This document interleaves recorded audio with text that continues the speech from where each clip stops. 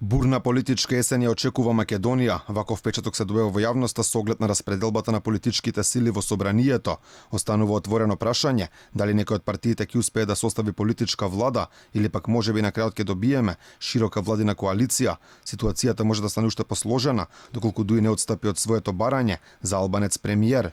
Се поставува прашањето дали можеби на крајот решение ќе бидат нови брзи предвремени парламентарни избори.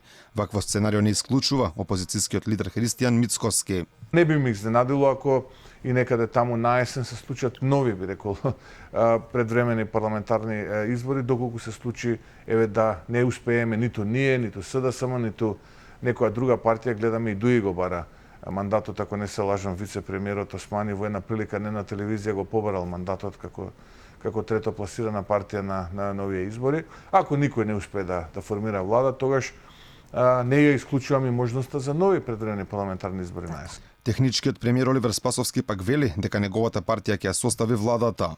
Мицкоски секој ден ги менува ставовите. Нели допред некој ден велеше дека тој ќе формира влада, дека составува парламентарно мнозинство. Сега вели нови избори. Тоа е сепак негова работа. Изборите поминаа, на нив има јасен победник. Тоа е СДСМ. Ние ќе ја формираме новата влада. Коха веќе објави дека СДСМ прифатиле една година премиер на Македонија да биде албанец. Сепак впечатокот е дека во овој случај се работи за пробен балон за проверување на пулсот на јавноста. Од владачката партија официјално не коментираат ништо околу написите на Коха.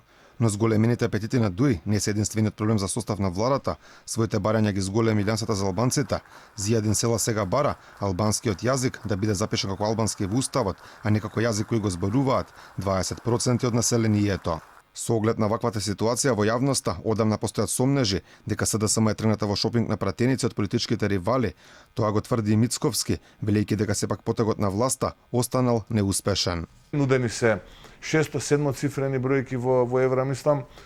Згрозен сум од самиот начин како се поима политиката кај тие луѓе, разни привилегии за нив, за нивните семејства, се разбира брутално се одбиени, дел од нив потоа доаѓаат и се извинуваат затоа што ги навредиле. Мицковски во гостувањето на Алфа говореше за нападите од поранешни партиски функционери кон него, вели станувало збор за луѓе кои се апологети на Заев и работат по негова команда.